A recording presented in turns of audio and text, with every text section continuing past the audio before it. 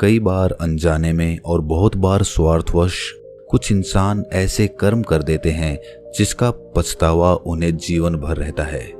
लालच और स्वार्थ से भरे हुए कर्म हो सकता है कि आपको थोड़ी देर के लिए फायदा पहुंचाए, लाभ पहुंचाए, आनंद प्रदान करें, लेकिन ऐसे कर्म करने के बाद आपका मन बोझिल होने लगता है। दूसरों को सताकर, दूसरों को दुखी करके उनसे लाभ हासिल करना आपके जीवन को सुखी नहीं बना सकता।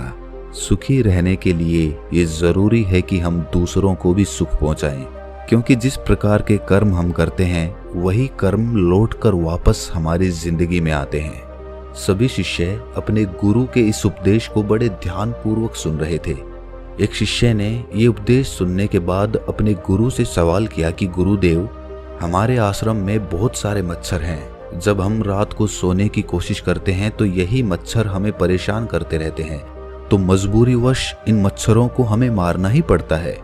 उसी प्रकार अपनी फसल की देखभाल करने के लिए एक किसान को अपनी फसल को जानवरों से बचाकर रखना होता है, या फिर एक सेठ को अच्छे से काम करने के लिए अपने कारीगरों से अच्छे तरीके से काम लेना पड़ता है। इसीलिए उसे कभी कभी उन्हें डांट फटकार भी लगानी पड़ती है, जिससे उनका मन दुखी होता है। गुरुदेव, मैं आपसे ये पूछना चाहता हूँ कि अच्छा और बुरा कर्म क्या होता है, क्योंकि अगर हम मच्छरों को नहीं मारेंगे, दूर नहीं भगाएंगे, तो वो हमें सोने ही नहीं देंगे। उसी प्रकार कुछ जानवर ऐसे होते हैं जिनसे इंसान को भी खतरा होता है। अगर इंसान उनको नहीं मारेगा तो वो इंसान को मार डालेंगे। गुरु ने मुस्कुराते हुए एक पेड़ की तरफ इशारा किया जिस पर बहुत सारे कांटे उगे हुए थे। गुरु ने सभी शिष्यों को समझाते हुए कहना शुरू किया कि इस पेड़ को ध्यान से देखो, तुम्हें क्या दिखाई दे रहा है। एक शिष्य ने कहा कि गुरुदेव, पेड़ बहुत बड़ा है। तो दूसरे शिष्य ने कहा कि गुरुदेव, पेड़ पे बहुत अच्छे फल लगते हैं। तीसरे शिष्य ने कहा कि गुरुदेव, पेड़ की छांव बहुत अच्छी है।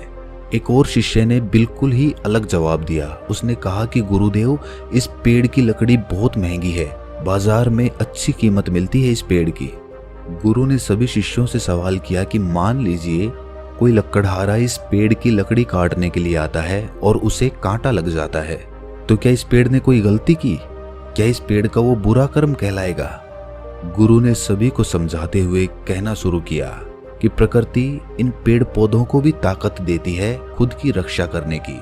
ये कांटे इस पेड़ पर इसीलिए उगे हुए हैं ताकि ये अपनी रक्षा कर सके, और अगर अपनी रक्षा करते हुए ये किसी को हानि भी पहुंचा देता है तो वो बुरा कर्म कैसे हो सकता है? क्योंकि इसका सर्वप्रथम कर्तव्य यही है कि पहले वो खुद की रक्षा करे, क्योंकि जब ये खुद की रक्षा कर पाएगा तभी तो दूसरों को फल प्रदान कर पाएगा। इसीलिए खुद की रक्षा के लिए किया हुआ कर्म कभी भी बुरा कर्म नहीं होता है। गुरु ने कहा कि जीवन एक द्वंद्व है। यहाँ पर अच्छा कर्म और बुरा कर्म इतना साफ नहीं होता है। आसानी से तुम निर्णय नहीं ले पाओगे कि अच्छा कर्म क्या है और बुरा कर्म क्या है। उसके लिए तुम्हें तर्क शक्ति का इस्तेमाल करना होगा। जब हम किसी हिरण को शेर का निवाला बनते हुए देखते हैं तो हमारे दिल में बहुत करुणा उठती है। उस शेर के प्रति हमारे मन में नफरत पैदा होती है। लेकिन समझने की बात यह होती है कि शेर का शिकार तो हिरण ही है। अगर वो हिरण का शिकार नहीं करेगा तो भूख से खुद मर जाएगा। तो इसमें शेर गलत कैसे हो सकता है? देखिए, प्रकृति के कुछ नियम और कानून होते हैं और उसी के अनुसार संसार चलता है। अहिंसा परमो धर्मा, ये कथन शास्त्रों में भी लिखा हुआ है और हम सब ने सुना होगा कि अहिंसा सबसे बड़ा धर्म होता है, लेकिन सिर्फ तब तक जब तक आपकी सुरक्षा की बात नहीं आती है। जहां पर आपकी सुरक्षा को खतरा होता है वहां पर इंसान को अहिंसा त्यागनी ही पड़ती है। अगर वो वहां पर भी अहिंसा अपनाएगा तो वो कायर कहलाएगा।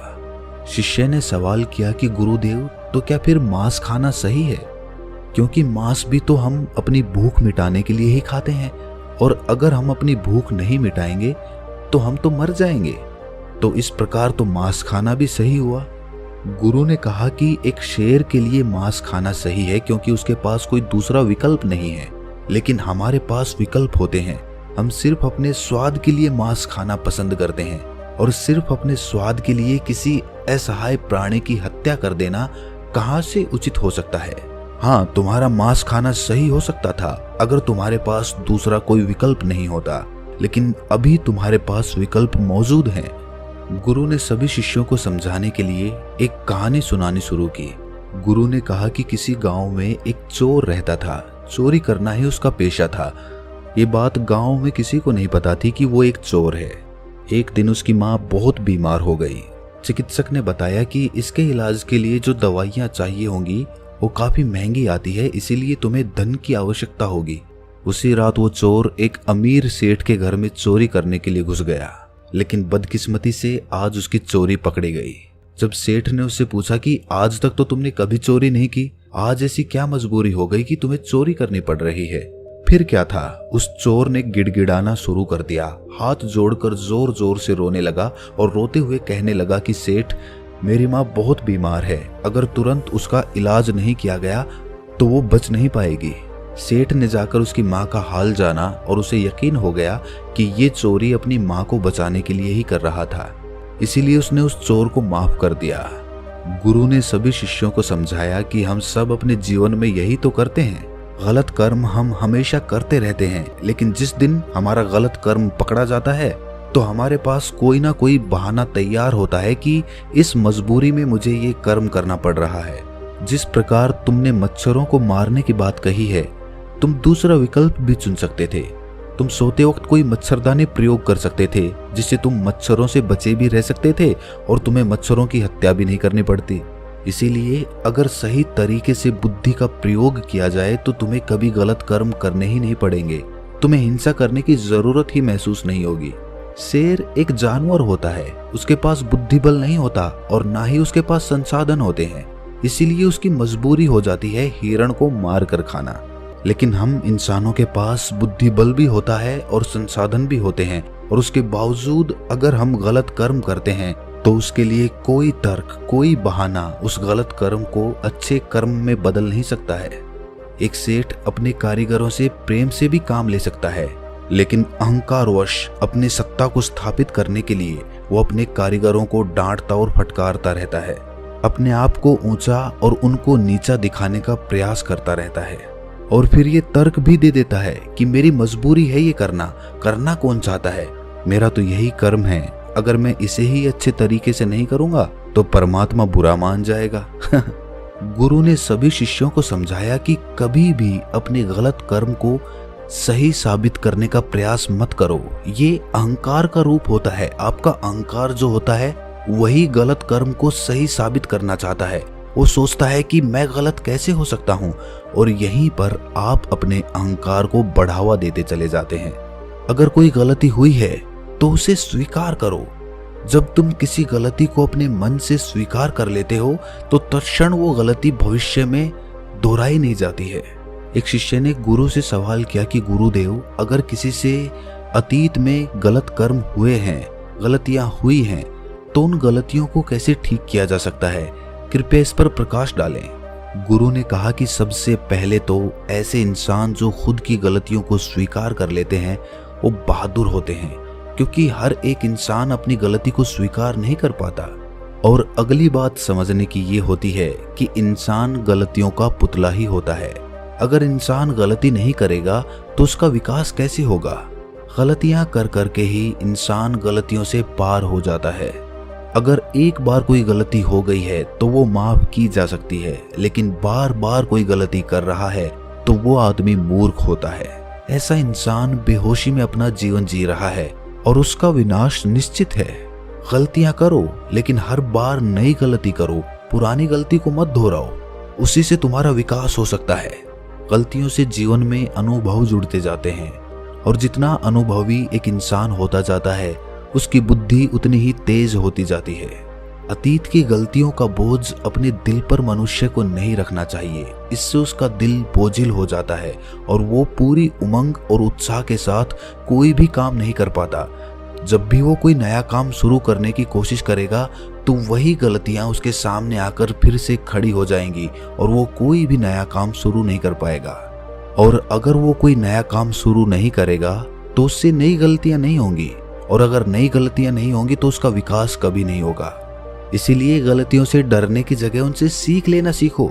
और फिर देखो कि तुम्हारा जीवन कैसे चमत्कारिक रूप से बदल जाता है। जीवन प्रतिपल बदल रहा है, शायद हमें उसका एहसास नहीं होता।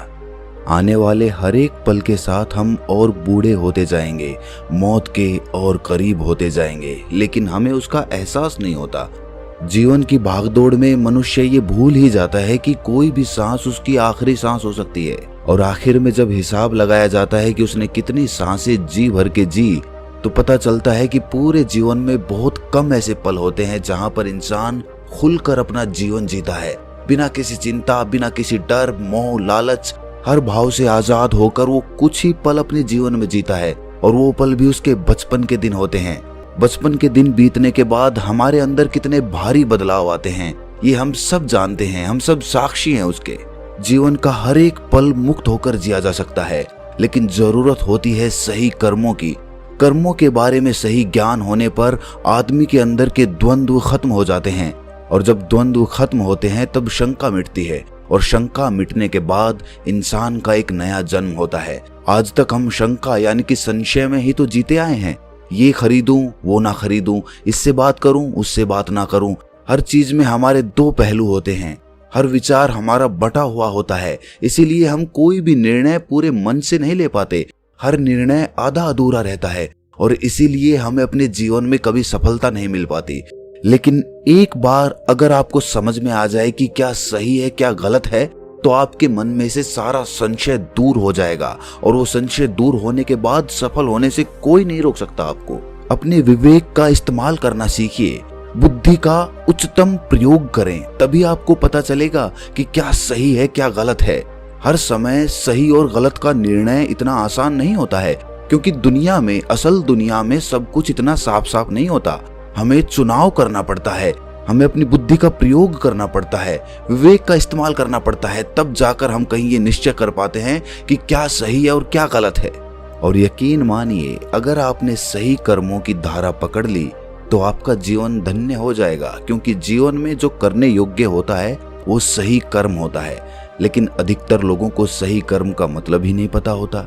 कर्म तो हम सभी करते हैं, लेकिन परिणाम हर किसी को नहीं मिलता।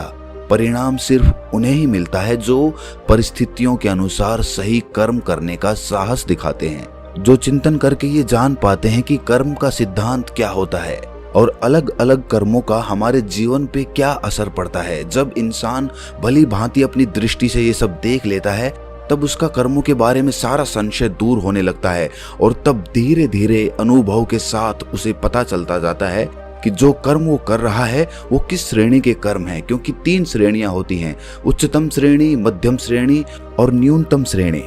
जो मनुष्य बिना किसी लालच, मोह या द्वेष के कोई निर्णय करता है, कोई कर्म करता है, तो ऐसा कर्म हमेशा उच्चतम श्रेणी में आता है। और जो इंसान दूसरों को दुखी करने के लिए अपने मोह, अपने लालच और अपने द्वेष के अभिभूत होकर कर्म करता है, वो न्यूनतम श्रेणी में आता है। अब आपको खुद आकलन करना है कि जो भी आप कर्म करते हैं वो किस श्रेणी में आते हैं, और अगर वो श्रेणी न्यूनतम है तो उसे उच्चतम लाने का प्रयास कीजिए, तभी आपका जीवन बदलेगा। वरना तो जीवन भर आपके कर्म आपको प्रभावित करते रहेंगे, आपको दुखी करते रहेंगे। अपनी बात को खत्म करते हुए गुरु ने आखिर में कहा कि जो भी गलतियां करो होश पूर्वक करो, बेहोशी में नहीं। और होश जीवन में तभी जागृत होता है जब तुम ध्यान की अवस्था में प्रवेश करते हो। इसके बाद सभी शिष्य अपने गुरु के निर्देशों के अनुसार ध्यान में प्रवेश कर जाते हैं। तो दोस्तों, कैसी लगी ये कहानी आपको कमेंट सेक्शन में जरूर बताना, और अच्छी लगी हो तो इस चैनल को सब्सक्राइब करके नोटिफिकेशन बेल को जरूर प्रेस कर देना। तो मिलते हैं अगली कहानी में, तब तक के लिए अपना ख्याल रखें।